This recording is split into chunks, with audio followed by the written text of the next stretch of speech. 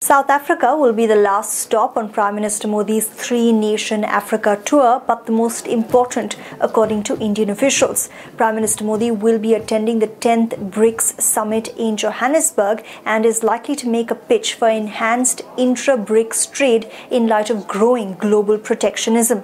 India is currently fighting US tariffs on steel and aluminium exports at the World Trade Organization and is set to implement retaliatory tariffs on over 20 US products next month. Primarily in the economic realm, where I think the complementarities can be found and where there is a greater interest in bringing the five countries together to sort of push back against the protectionist statements or tendencies that we are witnessing in the West.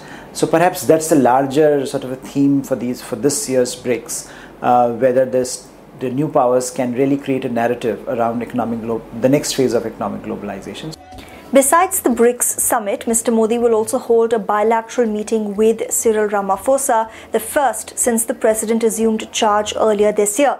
India is also likely to welcome President Ramaphosa's target of $100 billion in new investment over the next 5 years.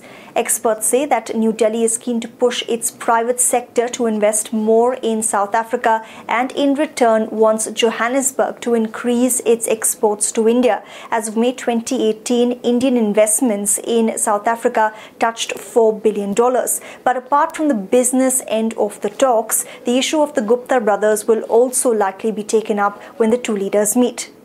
So I think it is in the interest of both India and South Africa to come to a bilateral arrangement as to what to do with such offenders. And I would hope that, I don't see any significant differences. It's just a question of harmonizing the two countries' laws and coming to a reasonable conclusion. Friends and family members that the SABC spoke to say that the Guptas are currently in Dubai, but the brothers make frequent trips to India, especially to their hometown of Saharanpur. And South Africa and India do have an extradition treaty, but Indian officials say they're yet to receive any kind of request from South Africa seeking help in tracing the whereabouts of the Gupta brothers. Neha Punya, SABC News, New Delhi.